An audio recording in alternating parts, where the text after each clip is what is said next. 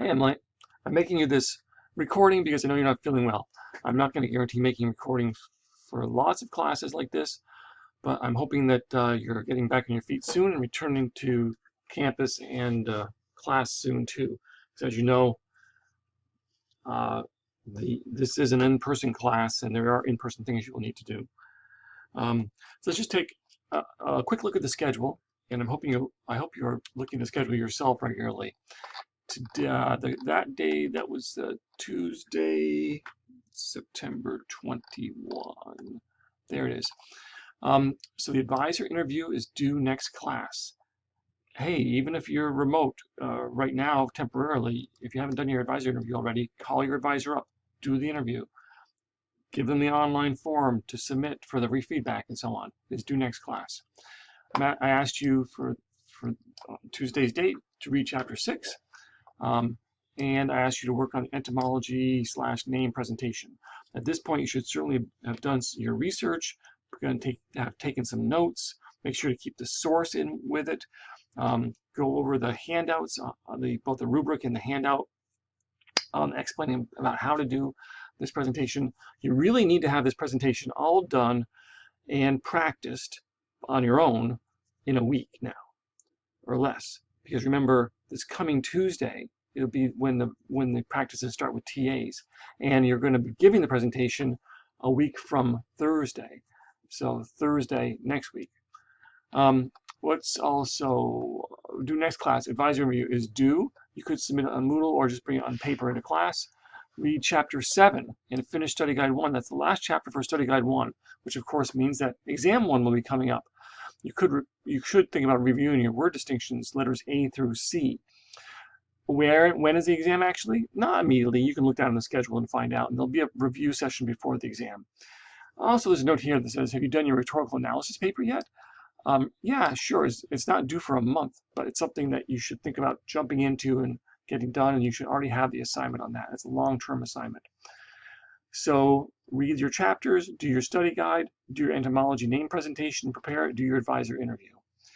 And what was the topic for this class that you missed? Okay, let me go over it with you. First of all, there is a handout, which I should have been prepared here to give you, to show you, but I will go grab it right now because we need it. And you can find it in the structuring presentation information. It's also in the folder of handouts. And this is what it looks like. And you also received it in class. So you should have a copy of this, structuring presentation information. I'm afraid I put notes pretty much from this handout on the board, so I'm really reviewing the handout for the first part of the class. Here's the idea.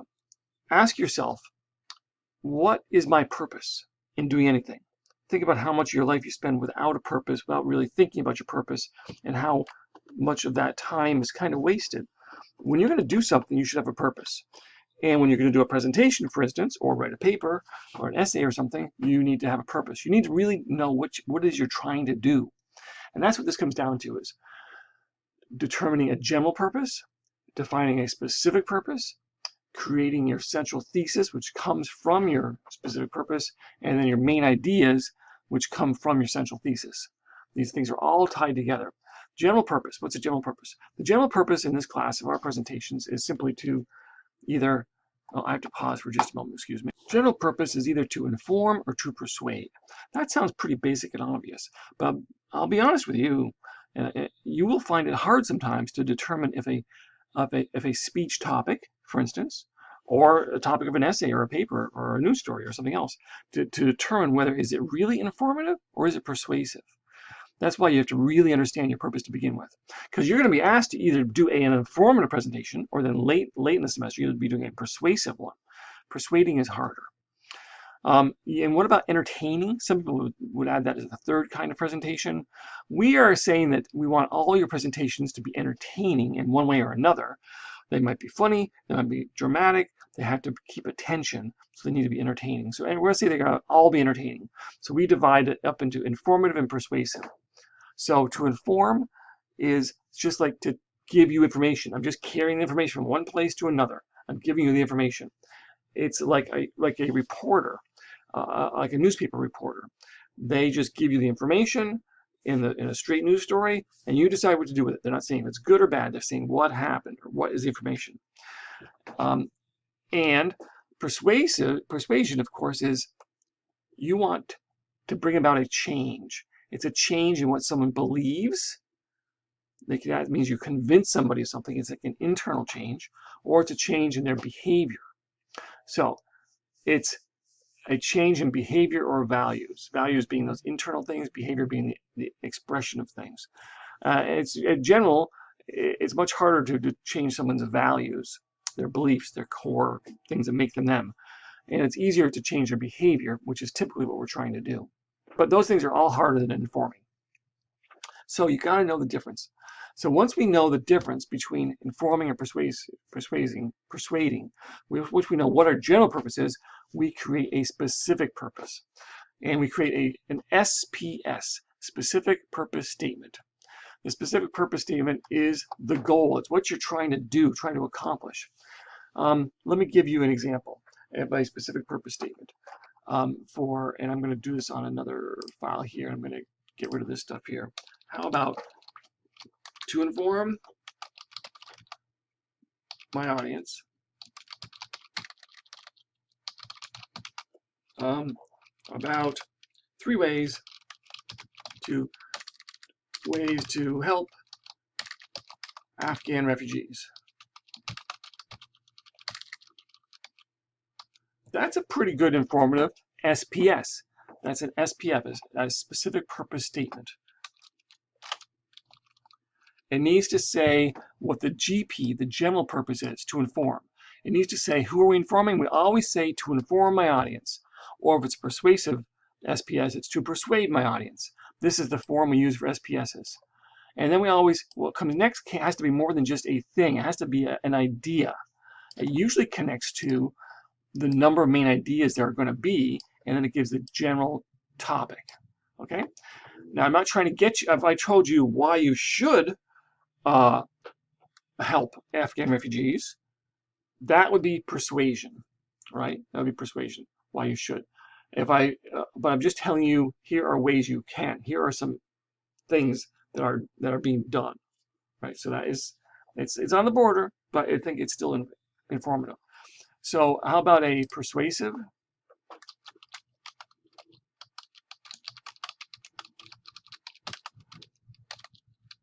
We could say 3 reasons. Of 3 reasons they need to get a flu shot.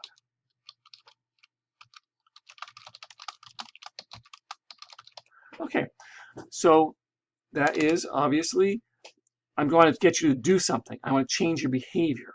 Behavior, it could be something like this, like go get a flu shot.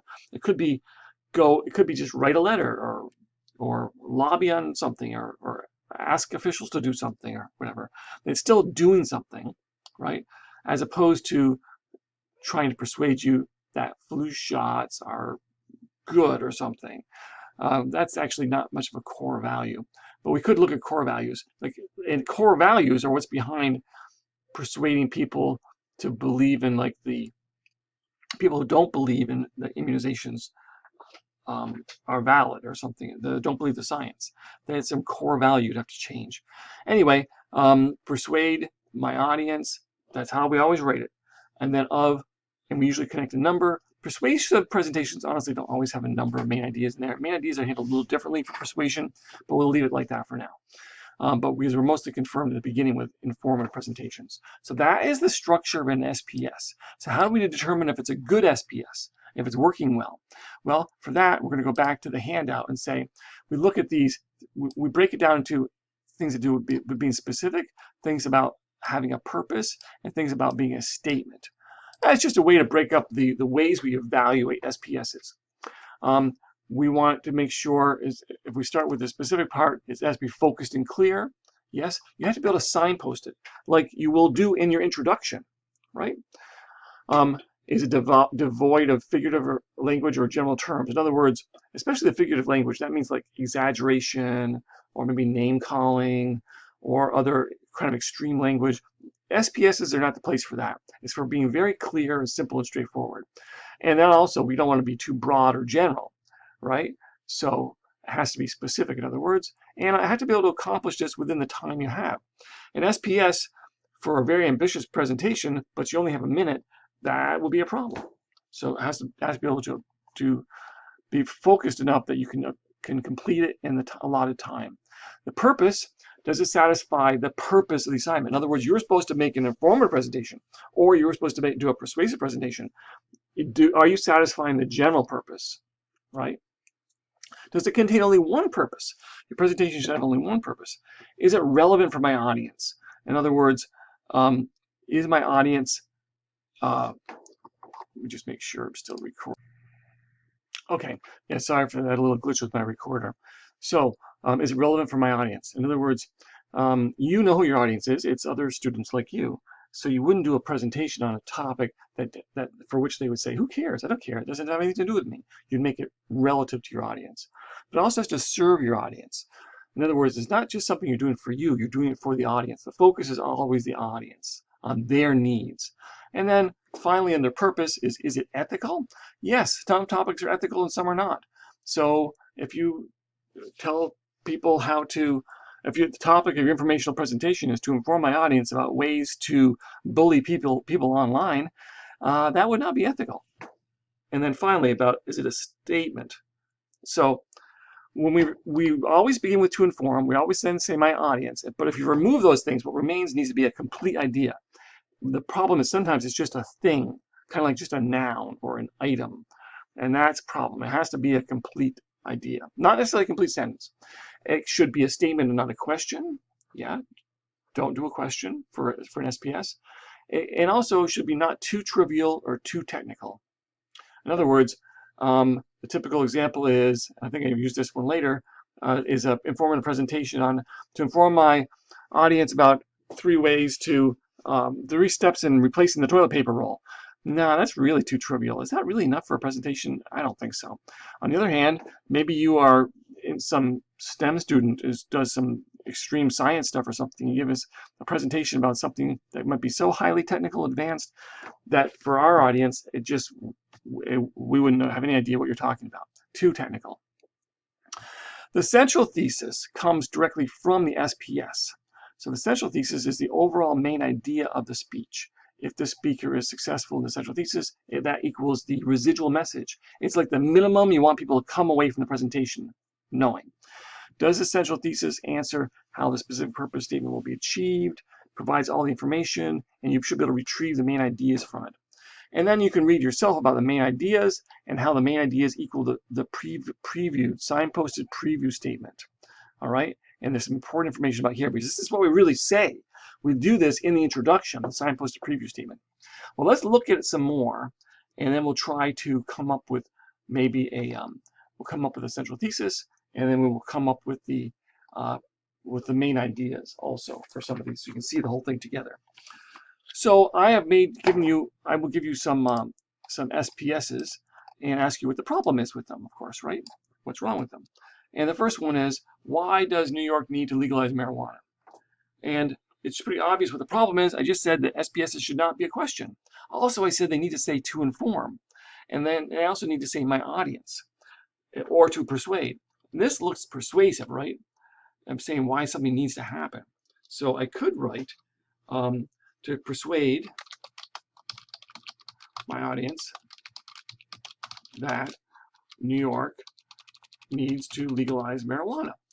That could be an SPS.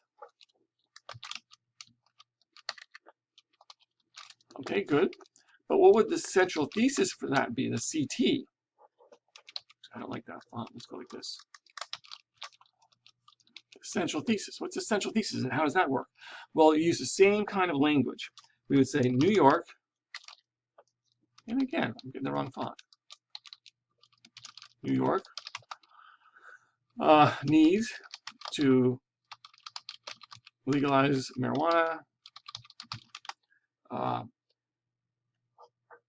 Actually, persuade my audience that there are 3 reasons.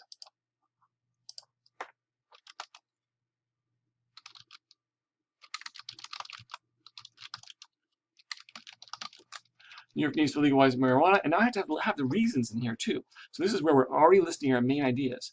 So I take what the topic is and add the main ideas. That's how we're going to complete the SPS, actually make it work. I would say to fight, whoa,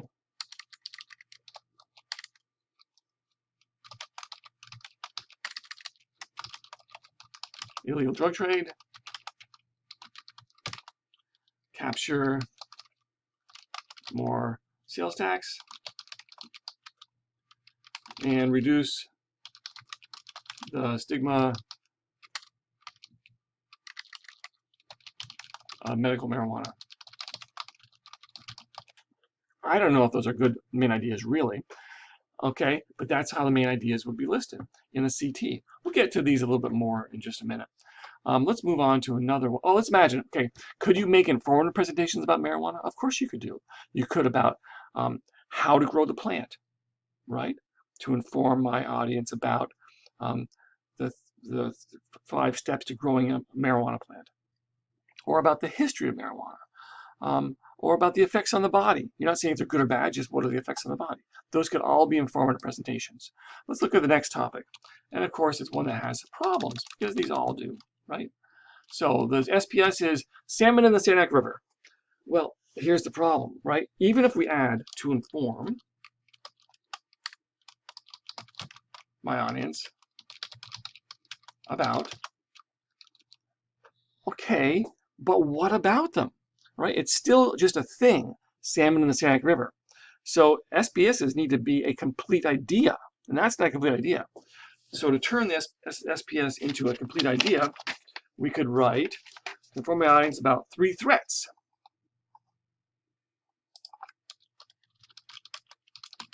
Now, why am I always writing 3?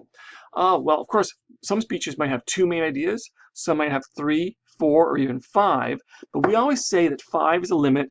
2 to 5. It has to be 2 to 5. Why do we do that? The idea is that if it's less than 2, there's not enough there for a presentation. And if it's more than 5, then it's really hard for an audience to keep track of that many main ideas. So you strive for 2 to 5 main ideas. 3 threats to salmon in the Saranac River. Okay, now that's an idea. Threats to the salmon. So what would if that's the SPS,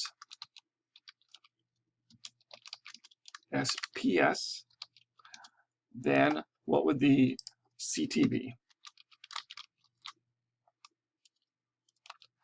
The CT would be, the central thesis would be the salmon in the Saranac River, so I can grab that same thing.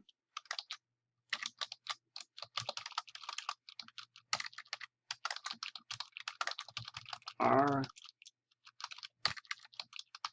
threatened by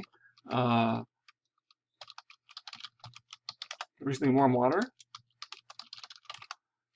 the parasitic lamprey, and lack of good upstream spawning ground.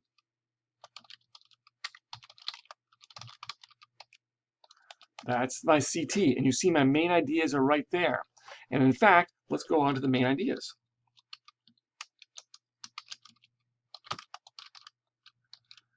And in fact, when you create an SPS and a CT and a main ideas, will do it like this. The main ideas for this one, we probably put a blank line in between each one though. The main ideas are drawn directly from the CT, and you write them, typically we write them like we would for an outline, like Roman numerals. 1, 2, and 3. And those don't look very impressive, but you get the idea, right? So number 1, Roman number 1 is the first threat to salmon in the Saranac River is increasingly warm water. And then you write the second one. The second threat to salmon in the Saranac River is parasitic lamprey. And then the third one, the third threat to whatever. And these become, of course, our signposted preview statement. And then when we do the preview statement, we don't see them quite as much repetition, exactly the same way. We say, first we will talk about, next we will discuss, and finally we will reveal, or something like that. And we actually list them off like that in our presentation. So you can see how we go from SPS to CT to main ideas to signposted preview. Okay, let's move on some more. How about this one? to inform my audience that something must be done to improve parking on campus. Here's one of the big problems is you should automatically recognize, first of all, yes, it should be to inform my audience. So that's missing. We always want to focus on the audience. But that's something. That what must be done? That's a very general and vague word. We need to connect with the main ideas, whatever they're going to be. And also, we want you to do something. Is that informative? No, it's persuasive, right? So it would be to persuade my audience of the 3 things we must do to improve parking on campus, whatever. And you can imagine perhaps informative presentations that are about parking, though. I could inform you about the steps in parallel parking, for instance. I could inform you about something else about the amount of runoff that comes from an environmental damage that is done by parking lots, perhaps, or so on. How about the next one? To inform my audience that people who litter are stupid idiots who should be thrown in jail. Obviously, stupid idiots who should be thrown in jail is kind of exaggerated. I would call it figurative language, hyperbole, right? And if I want people to stop littering, or change their beliefs about somebody, or change their actions about littering, that would not be informative, that would be persuasive. But I could imagine an informative presentation about how to use recyclable water bottles in craft projects and therefore keep them out of the waste stream, perhaps. I'm not telling you to do it, but I'm saying here's the steps you could do to make something out of this thing that could have been litter otherwise. To inform my audience about the 3 ways of making a campfire and to cook over one, and cooking over one. Of course, that's 2 main ideas. How to make the campfire, how to cook over a campfire. We only want one, we need one purpose, not 2 purposes, one purpose. Next, sometimes you might be asked to take a bunch of main ideas and to create a general purpose and an SPS and a CT for those main points. So if you're given these main ideas here, right, of course, well, the general purpose would be to inform, because I'm not persuading you about the layers of the Earth crust. The SPS would be to inform my audience about the 5 layers of the Earth's crust. And the CT would be the 5 layers of the Earth's crust are, and I would list them off. I actually just write them all out and then repeat them all in the main ideas here. To inform my audience about the 3 steps to replacing toilet paper, I already told you the problem with that would be it's too trivial. To inform my audience about the 7 ways road salt damages the environment, here's the problem. 7. I said 2 to 5 main ideas only. To inform my audience about garbage, too general. It's just a thing. I need something else. What about garbage? Okay. To inform my audience about the 4 steps of mitotic cell division, maybe you know what that is. I don't know what that is. It sounds highly technical. My concern would be far too technical. To inform my audience about where on the internet they can buy narcotics is unethical. So we use this information from the handout that we went over to evaluate our, and you should review this, and this stuff is needed in I think it's in the next study guide, to evaluate the SPS. And then this is what the signposted preview is supposed to be containing too, which you should review yourself, because you should be doing a signposted preview in your entomology and naming presentation. Okay, so I think that's everything about that we went over in class generally. And I would encourage you to keep up with the schedule and to stay in touch and let me know how things are going.